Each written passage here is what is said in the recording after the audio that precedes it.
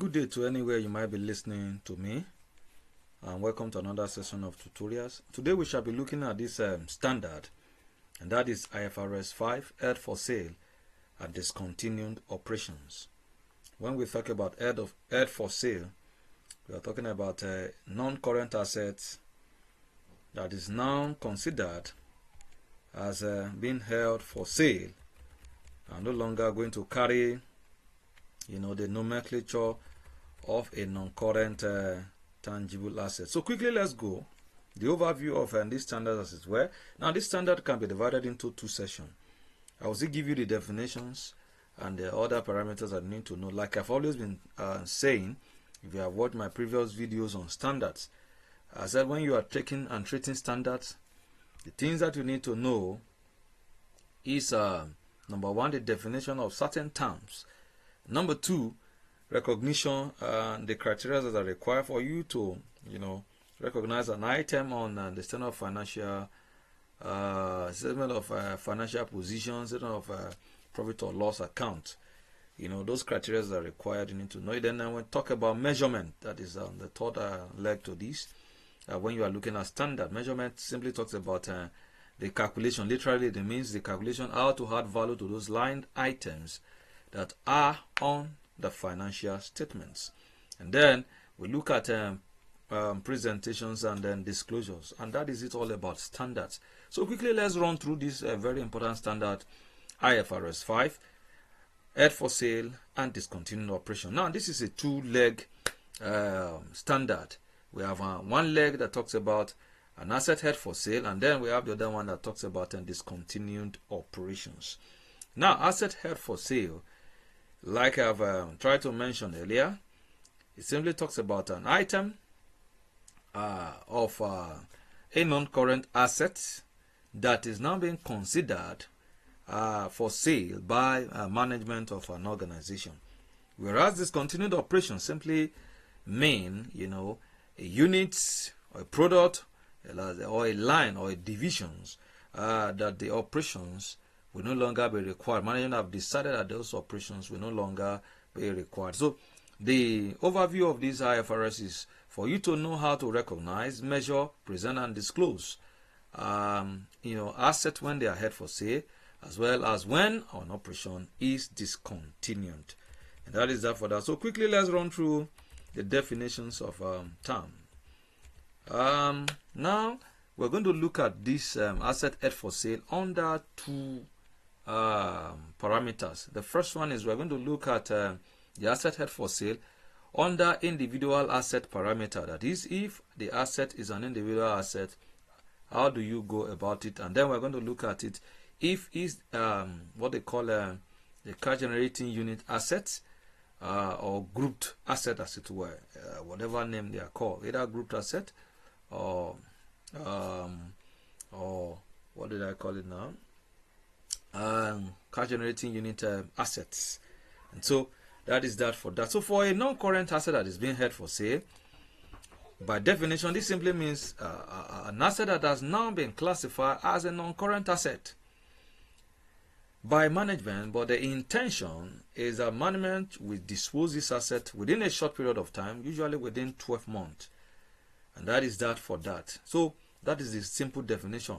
A non-current asset, or even if a cash generating unit asset, these are assets that have been agreed by management. Management have agreed that they are going to be disposed of. That means perhaps they no longer meet the requirements of the operational standard of the organization. Certain things can also lead to it, like I'm trying to figure it out. Certain things can actually lead to why you are holding an asset for sale. And one of those criteria might be that the asset may no longer be, needed for the operations of an entity. Maybe it's damaged and the loss in value, as it were. Maybe it's redundant and the likes. Maybe there is a change in technology. Certain tendencies may just lead to why management may decide that an asset is no longer required, and therefore they are committed to seeing that that asset is being sold, as it were. Now let's go quickly to the recognition now. And when I talk about recognition, like I've always been saying, is all about you being able to understand the criteria that is required for a line item to be recognize or impute on the statement of financial position or the statement of profit or loss. Now, for an asset to be held for sale, like I've always been saying, when we say an asset held for sale, we are not talking about current asset. We are talking about non-current asset.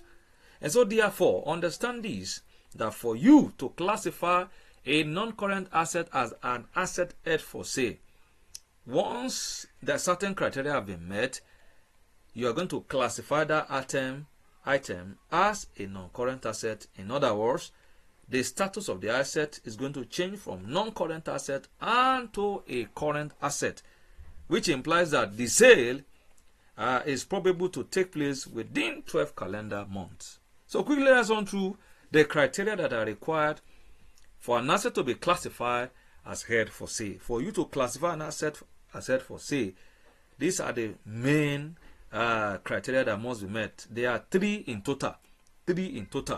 There are a lot of them, but I classify them into three. Number one is what I call availability, meaning that the asset must be available for immediate sale. The asset must be available for immediate sale.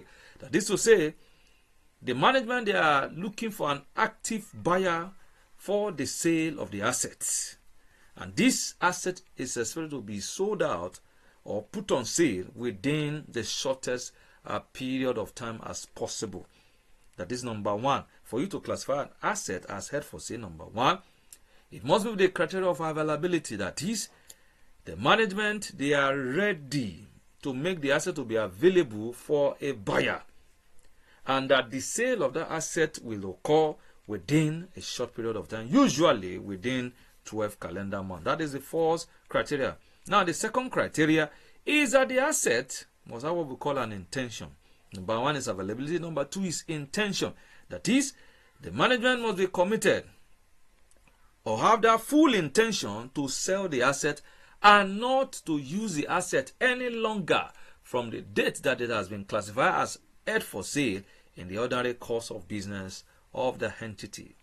In other words, the intention is for the sale of the asset and not for use again in its operation. So that is number two. And then number three criteria is what I call high probability. That is, the sale is highly probable. The intention to sell the asset is highly probable. That is, the probability that the sale will take place is much higher, meaning that management is committed to ensuring that that asset is being disposed of as held for sale. So now I call these three criteria as PI, P-A-I, PI, just in case you just need to know it, because this is highly examinable. Under Ifrs 5, they can ask you question, what are the criteria that qualify an asset to be held for sale? Just understand, or if you cannot remember, you don't need to be reading. Once you listen now, you should know this thing. I put it as acronym PI, P-A-I. P stands for probability, A stands for availability, and I stand for intention. So with these three criteria being met, you can classify the asset as held for sale. It's as simple as that. Now let's quickly look at this example. A building that is being marketed for sale and is expected to be sold within 12 months is classified as held for sale. You know that building have a life of about 10 years and above. So to say, all things being equal, the life of an asset, the life of a building can be more than 10 years. So now, once it is being now marketed for sale, an entity have said they are no longer going to use the asset, they are now classifying it as held for sale, and they are marketing it. It means that the status have changed from a non-current asset. You can't carry that building in a non-current asset once it has met with the criteria, but rather now you are taking it to the current asset. So let me quickly say this now. Once an item of an asset, a non-current asset, have been classified as held for sale, the status will change. It can no longer be recorded under the non-current asset in the zone of financial position. Rather, it will now be brought down to under the current asset. That is where you will see the asset being named and as held for sale. So sometimes you may just pick up a financial statement now and see under current asset building. It means that even if you are not told, that building has been classified as held for sale. I hope you understand that. I hope that is clear now. What about a piece of equipment that is no longer lended by an entity? And then the intention is to sell that equipment to a third party. Once that takes place, that can be classified as held for sale equipment. So that is that for that. And then let's quickly go and run through illustration 1. Now look at this very good example now, because I want you to look at it while we answer it together. Now, this is Damilala & Co. had the following asset as at the 1st of March 2024. A plant with a carrying amount of 2.5 million. And as at the end of March 2024, the entity had ceased to use the plant and was still maintaining it in good condition so that they could still use the asset if there is any need. However, Damilala & Co. sold the plant on 14th of May 2024. Require determine the accounting treatment for this value of transaction.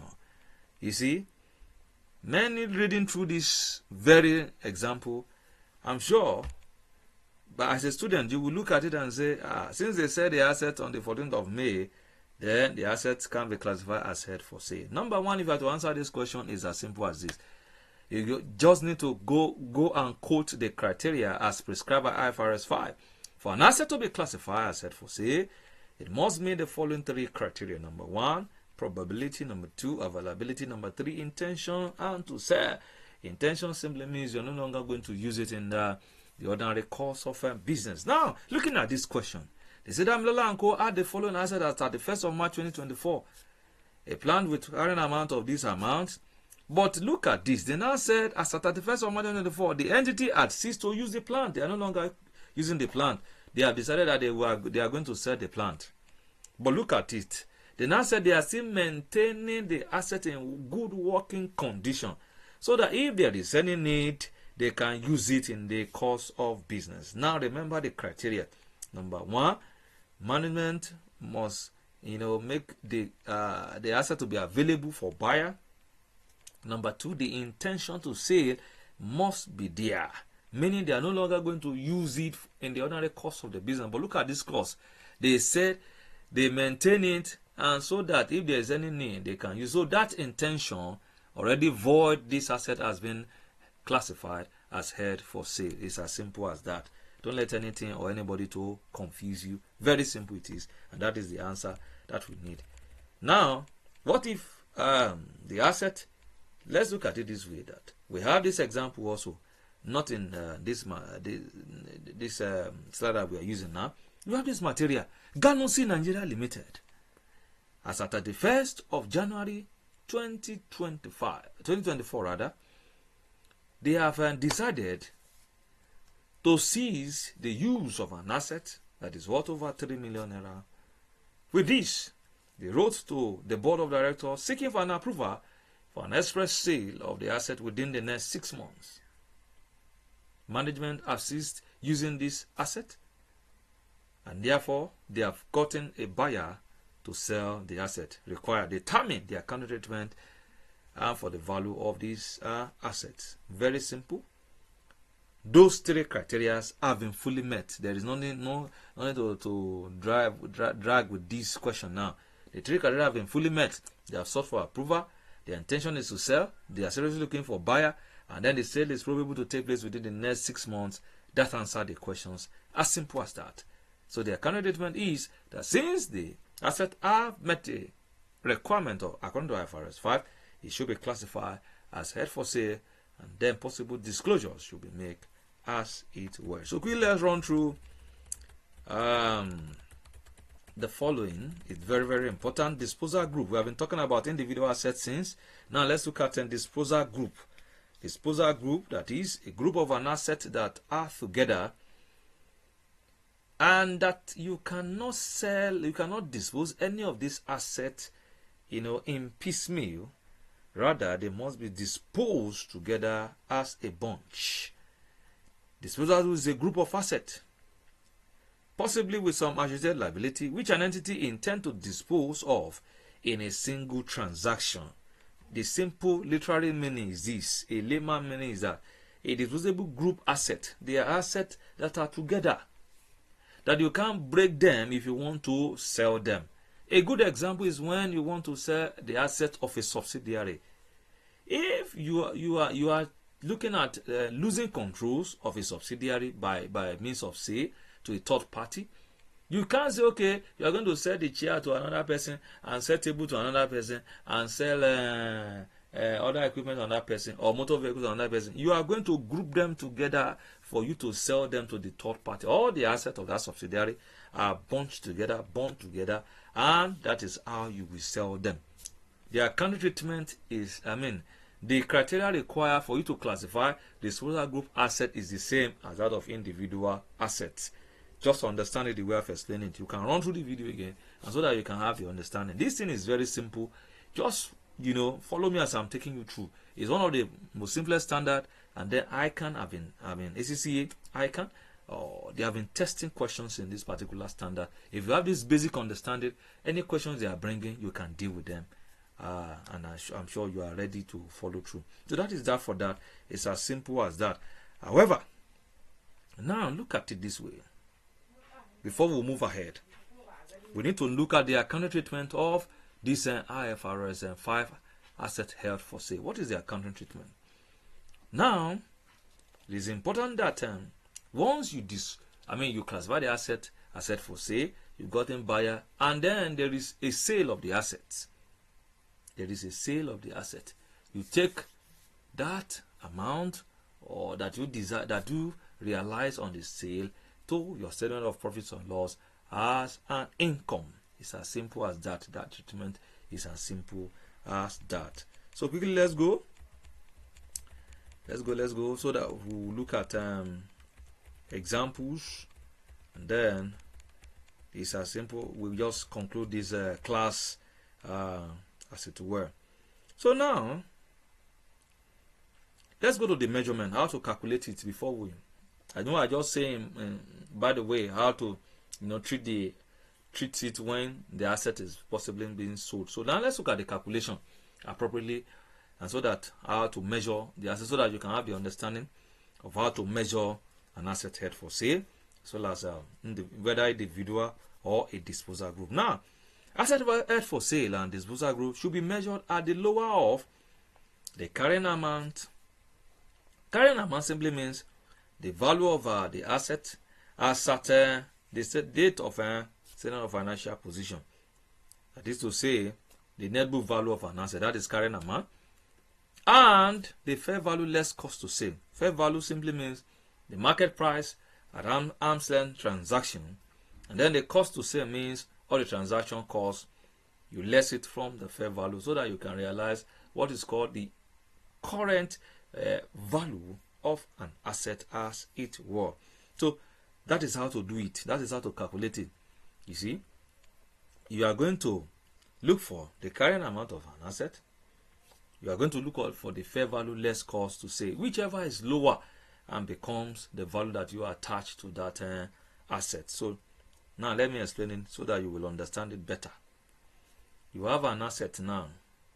It has met the criteria. The asset is worth 300,000 naira. You went to the market, got the price, you got the transaction cost, you less it from the market price, and now you got 310 naira as the value of the asset. 310 naira as the value of the asset. It means that the carry amount of the asset is 300,000 naira. The fair value of the asset, less cost to say, is 310 naira. It's as simple as that. There is nothing to bother yourself about. So quickly, let's look at an example so that you can have a good grip of this IFRS 5. Example 1. I must pass ICANN IMPI Limited. I've identified an item of an equipment in its production unit with a current book value of 200M as not useful for production in the coming financial year. In the last board meeting for the current financial year, the MD notified the board that management are willing to dispose the asset if given the required approval. At the end of the current financial year, I must pass ICANN Limited uncover a new value for the item of equipment in a principal market with the following details. The cost price is 230M. Cost to sale is 295. Required.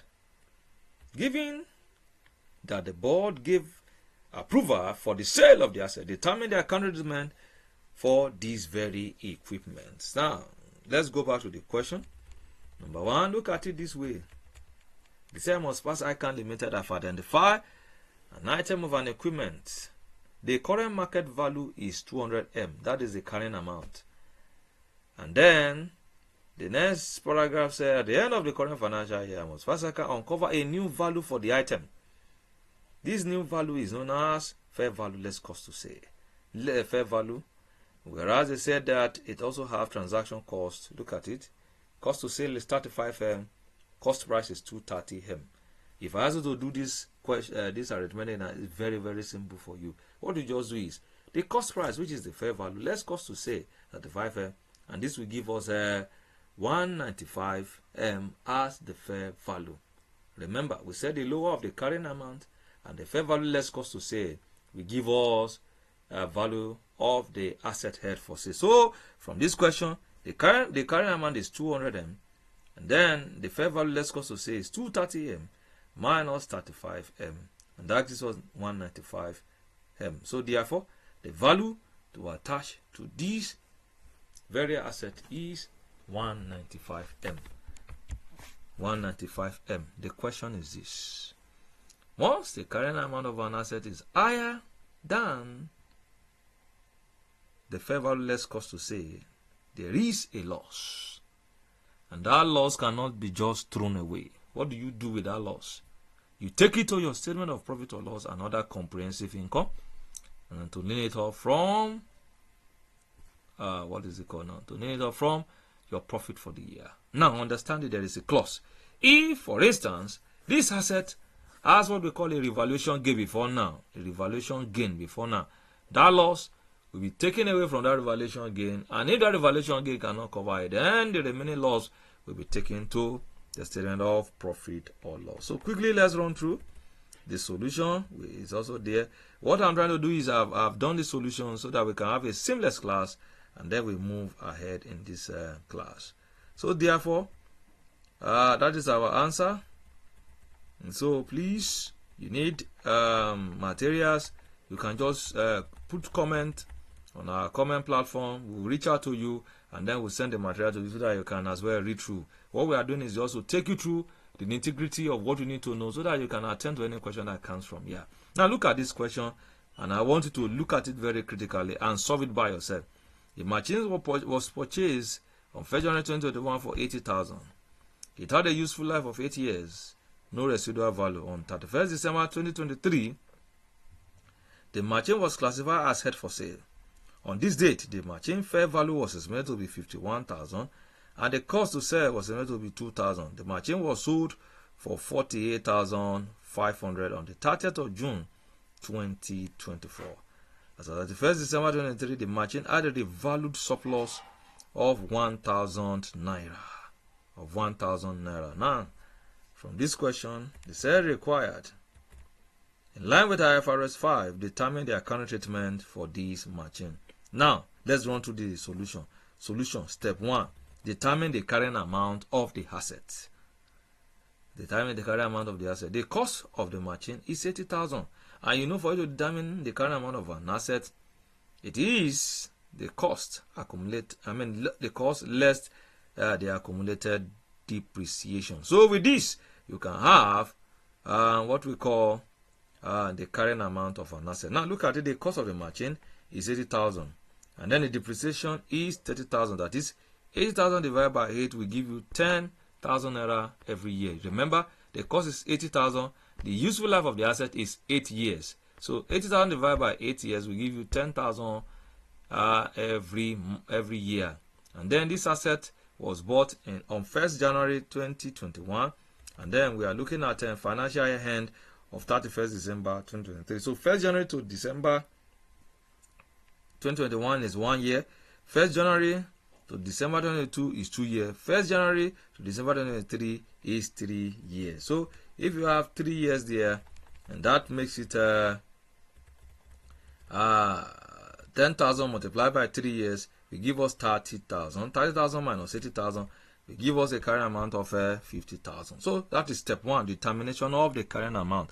Please, if you can do your solution like this in the exam hall, it's very, very good for you. You will be earning more mark. Just follow it this seamless way, and then you get it. And then the second one is determination of the fair value less cost to sell. We were told that the fair value was 51, and then cost to sell was 2,000. So minus this, you have 49,000. Look at it that way. Remember, if we are to go by what IFRS 5 have said, he said, look at it this way. Carrying amount is 50, fair value is 49. Which one is lower? It is the 49. And therefore, according to IFRS 5, the lower of the fair value less cost to sell and carrying amount becomes the value that you attach to the asset that is being held for sale. So by this, therefore, the equipment new value is 49. Is that also 49? But remember, the carrying amount is 50. The fair value is now 49. What we are simply saying is, for it, you are classifying the asset as held for sale 49. Now, if 49 is the amount that you are going to use to recognize the asset in your current assets, what happened to the difference of 1,000 between the assets? That is what we call a loss. Is that not so? That is what we call a loss. But look at it this way. You classify the asset as 49,000. You now sold the asset. Let's go back to the question. You sold the asset for 48,500. It means, therefore, that there is a loss of 1,500. Why? Because you even classify the asset as 49,000. And now, the person that now buy say, I can't buy for 49, oh, I can only pay you 48,500. Remember, there was a loss of 1,000 before because the current amount of the asset has declined. The value of the asset has declined to 49,000 from 50,000. There is a loss of 1,000. There is an impairment loss of 1,000. Now, for you to also sell, you sell lesser than the fair value, which was 49. You are now selling at 48,500. And that makes us to have what we call 1,500 loss. Now, let's go back to the question. They now said, as at 31st December 2023, the machine had a revalue surplus of 1,000 naira. A revalue surplus of 1,000 naira. Remember, I told you that these losses, how do you treat it? The accounting treatment for it. I told you earlier. I said, once there is a loss, you take it to the center of profit or loss, another comprehensive income, to nil off this loss from the profit for the year, or add it to the loss for the year if this is loss that the company is having. And I said, however, there is a clause to this. What is the clause? Once that asset have what we call a revaluation surplus before, you will nil off the loss from that revaluation surplus, and if the revaluation surplus cannot carry it, you take the loss that is remaining to the of profit or loss. Now, we were told that this asset have a revaluation surplus of 1,000 naira. And remember, we have a loss of 1,500 naira. So, first of all, is we remove the 1,000 from the 1,005 loss, because there is a gain before. Now, what is left is 500. It is this 500 that is now remaining that we will take to the statement of profit or loss, another comprehensive income for the year, to nil off the loss, as it were. It's as simple as this. There is nothing for you to panic here. It's as simple as that. And so that is that for that. However, if you are for what we have just talked about now is when you have an individual asset. For an individual asset, that is the accounting treatment. If there is a loss, you take it to the statement of profit or loss account. Now let me not rush it here. Let me state this categorically now. If there is a loss for an individual asset that is being held for sale, you take it to the statement of profit or loss account.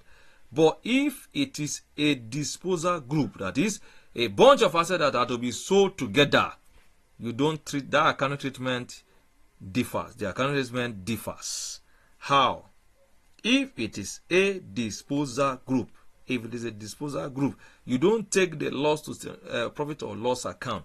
Rather, you allocate the loss to the assets that are involved, the group of assets that are involved. And how do you do this? Number one, step one is you first of all nail off all the goodwill from the loss. You first of all do what? Nail off all the goodwill from the loss. That is number one. Then, number two, if there is any loss remaining after you have nailed off goodwill, any loss remaining, you share it amongst the asset, other non-current assets on a pro rata basis. Let me take it again. Individual asset that is being held for sale, the accounting treatment, like I said, if once there is a loss or if there is a gain, you take it to the statement of profit or loss account. Now, for disposal group, if there is a gain, you take it to the statement of profit or loss account. If there is a loss, this is how you are going to appropriate it. Number one step is you first of all take away all goodwill. If there is a goodwill, you take it away from the loss first. Take for instance the example we just look at now. We had a 1,500 loss as it were. Now assuming that goodwill is 1,000 from this disposal group, assuming goodwill is 1,000, other asset is 5,000. It means that the goodwill first of all will be written off from the loss, and that will give us a balance of 500, 1,000 being written off. That 500 will now be prorated on the other asset and to nil it off. It's as simple as that.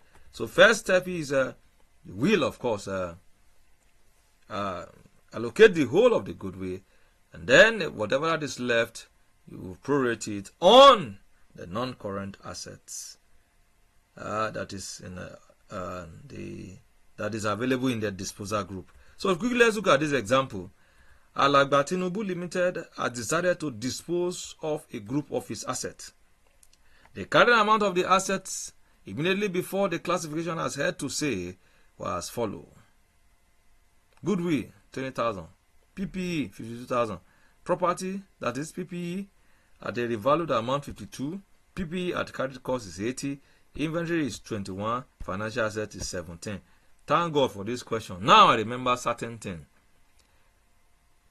In your disposal group,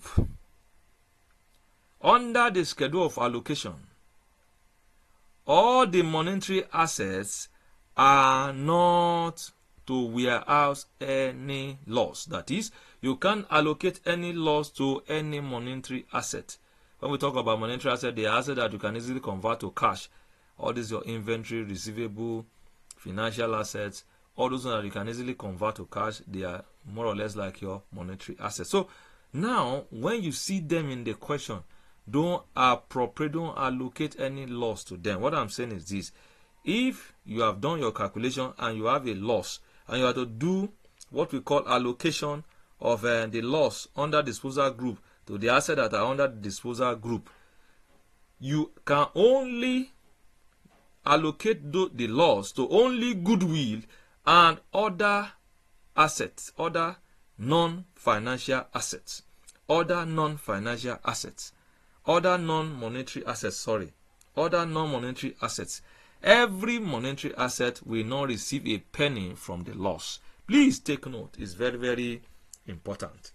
Now, the entity has estimated that the fair value less cost to sale of this disposal group is 160,000 required. In line with Ifrs 5, determine the accounting treatment for this matching. The solution. Step 1, like I said, the initial one that we did, determine the carrying amount and then the fair value less cost to sale. That is the first thing first. So, carrying amount we have been given, the total is 190, and then the fair value less cost to sale is 160. And so, therefore, the lower of the two is what we will carry as a value for the disposal group, which is 160. Now, when you compare the carrying amount and the fair value, you see that there is a loss of 30,000. This 30,000 will be allocated. The loss of this 30,000 will be allocated to the assets that are in the disposal group, except for monetary assets. So let's go. Now, look at it this way. Sorry, please. Okay. Please, let's go ahead. So now we have what we call under this 20,000. The headings for this 20,000 is the current current amount of the assets. The loss is the second line, and then the third line is the new carrying amount. So remember, we said first of all you take goodwill out. Very, very important. And we're told in the question that goodwill is 20,000 and we have 30,000 loss. So 20,000 will go first, meaning goodwill will have zero new balance. So we have other assets to be PPE at revalued, and then we have PPE at costs. Now, inventory and financial assets, they are monetary assets. Therefore, they are not going to have anything that is called loss. They are not going to allocate any loss to them. So it's as simple as that. They're not going to allocate any loss to them. So that is how simple this thing is. Now look at it this way. 20,000 has been taken for goodwill. Now we prorate. When you prorate, this is what you are going to get. Now this is how to prorate. You have PPE at revalue and PPE at cost remaining. Is that not so? So what you do first is you had this 52 plus 80. 52 plus 80 will give you 132. So now to prorate, you put 50 divided by 132 multiplied by 10,000. How did we get the 10,000? Remember, the loss was 30,000 before. 30,000 goodwill went. So 20,000 minus 30,000 will give us a balance of 10,000 loss remaining. So we have 52 divided by 132 multiplied by 10,000. It will give us this amount. And then 80,000 divided by 132 multiplied by 10,000 will give us this 6,601 amount. So when you add it up, you have 190, 30 minus 190 will give you 160. It's as simple as that. So this one should be jacket. This one is definitely going to be jacket because we are lessing it. We're going to less it from it. So all of these ones like this, they are going to be jacket. Jacket means they are going to be minus or remove from the amount in the initial. So it's as simple as that. And so that is that for that. All of it like this will go. Sorry, please. 1 minute. We are still together, I'm sure. Just keep following me as I'm doing this calculation. Nobody can ask you a question beyond what I've asked you now. I'm telling you for a fact. Like, under the laws, you should know that the financial asset and the inventory, they are both monetary assets, and so they will not take part in the losses that we are appropriating. So if you total this, you're going to have 30,000. 190 minus 30,000 will give you 160, and that is how you do the allocation. Remember what we said earlier, under individual asset, you take this loss to statement of profit or loss and other comprehensive income, and if there is a revaluation gain, what do? You remove the loss from the gain, and then whatever that is remaining, you remove the loss rather from the revaluation gain. I hope you understand that. And if the revaluation gain cannot cover it, you take the remaining loss to the statement of profit or loss account. So it's as simple as that. There is nothing there. These are how simple these things are. But note this, very, very importantly, that the measurement provision of IFRS 5 will not apply to deferred taxes. Please note that deferred tax asset, you cannot classify it as held for sale. Another one is asset arising from employee benefit under IAS 19. You cannot in any way apply the measurement provision of IFRS 5, meaning you cannot classify assets arising from employees' benefit as held for sale. Financial assets within the scope of IFRS 9, financial instrument, non-current assets measured at fair value in accordance with IS 41 agriculture and contractual right under insurance contracts. All of these, they are exemption rules to IFRS 5. And so therefore, as we conclude this class, the presentation, and we have talked about the presentation, it's just like you are reclassifying the asset from non-current asset to current asset. That is how it is. That's the presentation. The status will change, because you are classifying it as a current asset. And then the disclosure requirement is that You must be able to tell us the description of the non-current asset or the disposal group, description of facts and circumstances of the scale of the sale of the disposal group and expected timing. That is, what is the circumstance of that sale? What is your intention to sell that asset? And number 2, what time are you expecting to sell the asset? And then number 3 is the impairment losses and the reversals, if any, and where in the center of comprehensive income they are recognized. You need to disclose it. It's very, very important. This is highly examinable. Please pay attention to it. What are the disclosure requirements for under IFRS 5 for asset held for sale? Number 1, impairment loss. If there is any impairment loss or any reversal that was made, you must disclose it. Number 2, you must tell us the circumstance and the facts about the asset that is being held for sale, and then the expected time by which you are to sell it. And then number 3, you must describe to us that asset that is being held for sale. And then number 4, where applicable, the operating segment or the operation that you are discontinuing, you must also let us know about it.